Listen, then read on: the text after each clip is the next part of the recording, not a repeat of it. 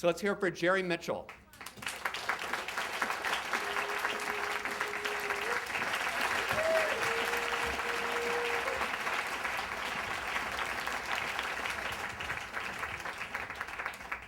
Hi, y'all. Anyway, get that out of the way.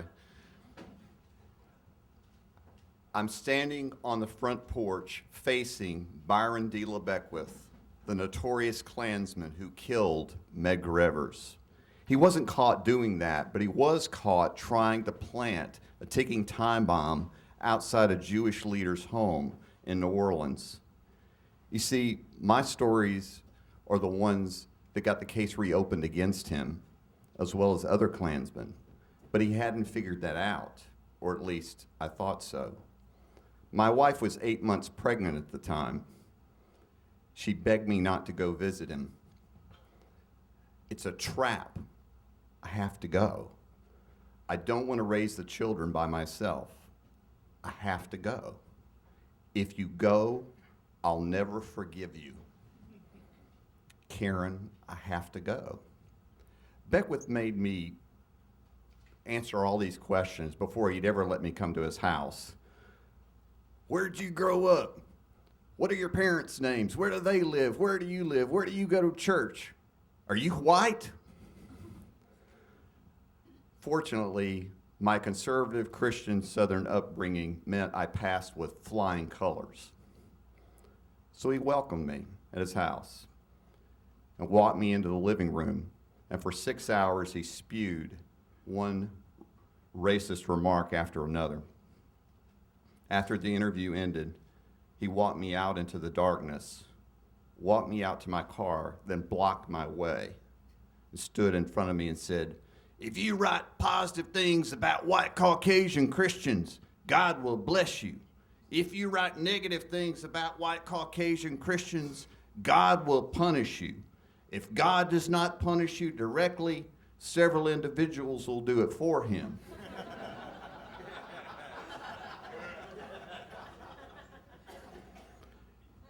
As soon as he got out of the way, I was in that car and down the hill.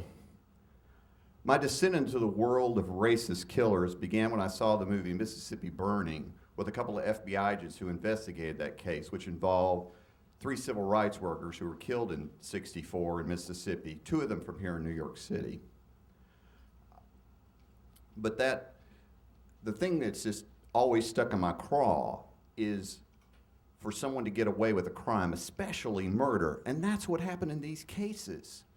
And what made these cases so egregious was the fact, not just that these Klansmen got away with murder, but the fact that everybody knew these Klansmen got away with murder. That's what upset me.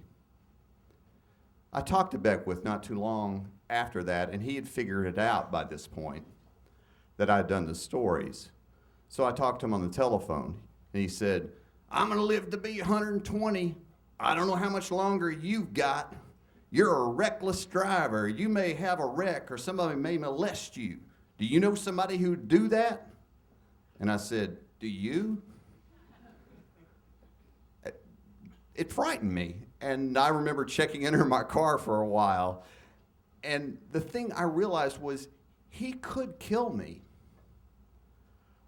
but I also hated bullies, probably because of all those times I got the crap beaten out of me on the playground. And I wasn't going to be intimidated by Byron D. LeBeckwith. So I persisted. He was arrested, hauled into the courtroom, and then one day in the courtroom he spotted me, yelled at me, "You see that boy over there? When he dies, he's going to Africa."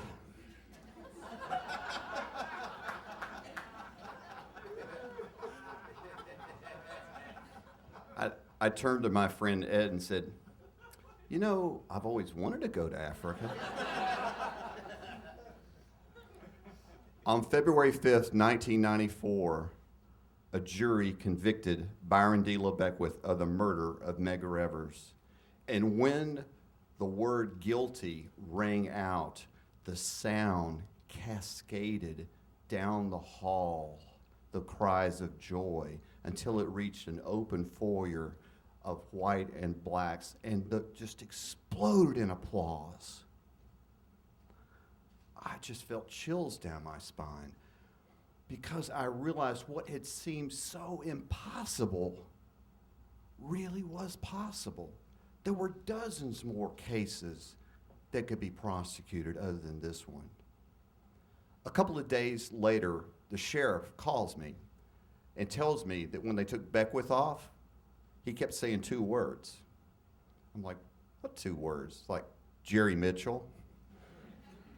He's like, he was telling me, you might not want to go home the same way every night. And, that kind of disturbed me a little bit.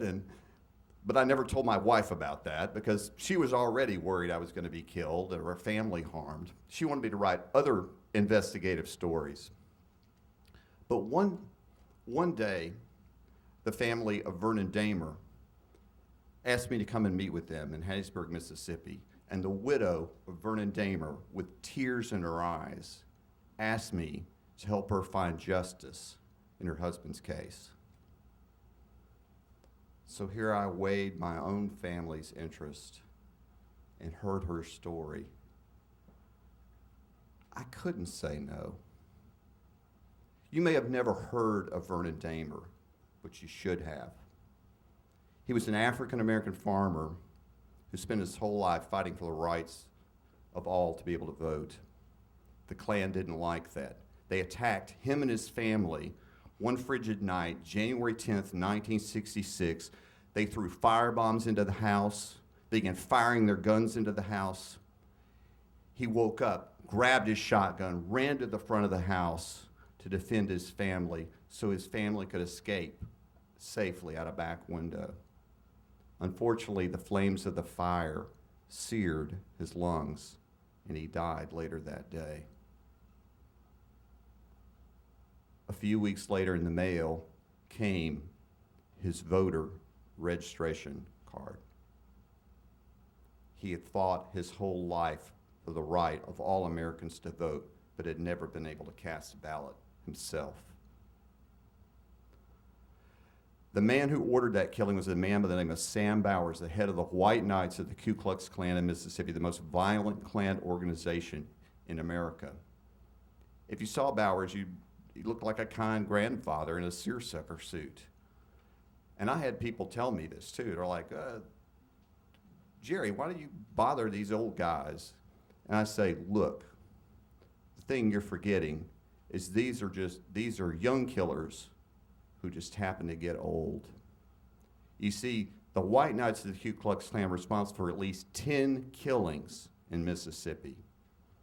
And Bowers ordered every single one of them. While I was investigating this case, I got a phone call from a Klansman. He said, "Did you think we were going to let you go unscathed? We know where you live. We've got pictures of you and your family." Well, I've gotten a lot of death threats in doing what I do, but this one really frightened me because he's threatening my family. My wife became extremely upset about it. I tried my best to tell her, look, all right, I promise this is going to be it. I'm not doing any more after this. This is it. The guy who was the main witness against Bowers back in the 60s was a guy named Billy Roy Pitts. Billy Roy Pitts was involved in the killing, had dropped his gun, got caught, pleaded guilty to murder, and sentenced to life in prison. I'd been told the reason there wasn't a record of that was because he went into the Federal Witness Protection Program. But in my research, I found out the Federal Witness Protection Program didn't even exist at the time. So guess what? He had never served a day of his life sentence. So I wanted to talk to him, but no one seemed to know where he was. And this will sound like an advertisement from an internet site, but I got on switchboard.com and typed his name, and up it popped, Billy Roy Pitts. His address in Denham Springs, Louisiana, and his telephone number. So I called him. First 20 minutes of the conversation went like this. How'd you find me? How'd you find me? How'd you find me? It's on the internet. The internet, I got an enlisted telephone number. I'm like, well, you have to take it up with them. So as a result of my story, Mississippi authorities issued a warrant for his arrest. He didn't like that. In fact, he ran. And while he was on the run, he sent me an audio cassette tape in the mail, and I got it, and I put it and played it, and this is how it began. Jerry, I just thought I'd let you know you've ruined my life. But I promise if I talk to anybody, I'd talk to you, so here's this tape. He proceeds to tell me all about his involvement killing Vernon Damer and his involvement in all this other Klan violence. Shortly after that, he turned himself in, and this led to the arrest of Sam Bowers and his trial in August of 1998. Deadly serious trial, but I've got to say, was one of the funniest trials I ever covered in my life. One Klansman actually got up and said that the Klan was a benevolent organization, passing out fruit baskets to the needy at Christmas. Under cross-examination, he admitted that he had never actually passed out any fruit baskets himself. Bowers was represented by a lawyer for the Klan back in the 60s who represented all these guys. And one of the perks of being a lawyer for the Klan back in those days was, well, free membership. So he's cross-examining Billy Roy Pitts about this planning meeting that took place prior to the actual raid. And he's like, Mr. Pitts, who all was at that planning meeting? And Pitts is like, let's see, I was there, Sam Bowers was there. Well, you were there.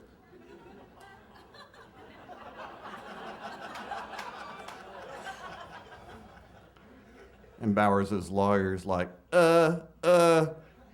objection, Your Honor. I've covered a lot of trials in my life, but that's the only trial I ever covered where a witness implicated the defense lawyer in the case.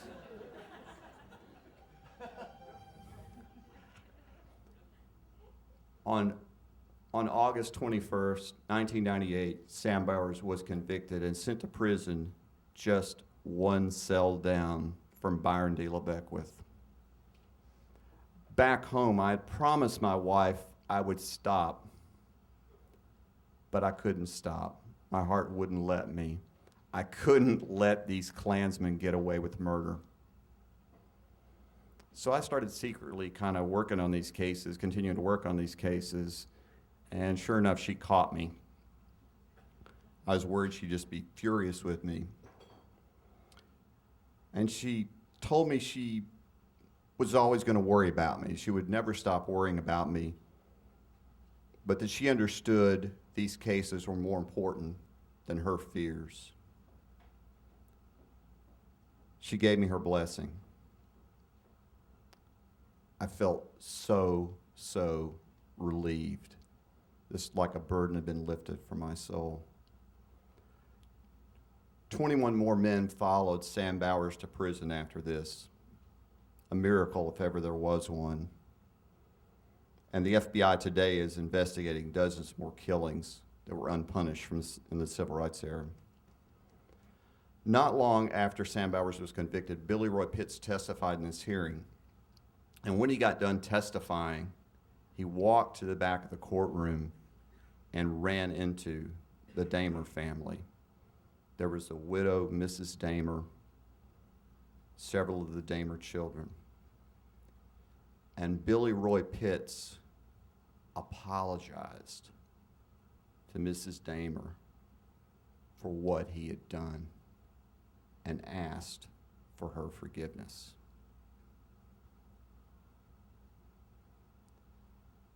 And she forgave him. And she began to cry. And the Damer children who were there began to cry. He began to cry. I began to cry. And isn't that what redemption's all about? Trying to make things right, even when they've gone so terribly wrong in the past. May God bless you in your own journey of redemption. Thanks, guys.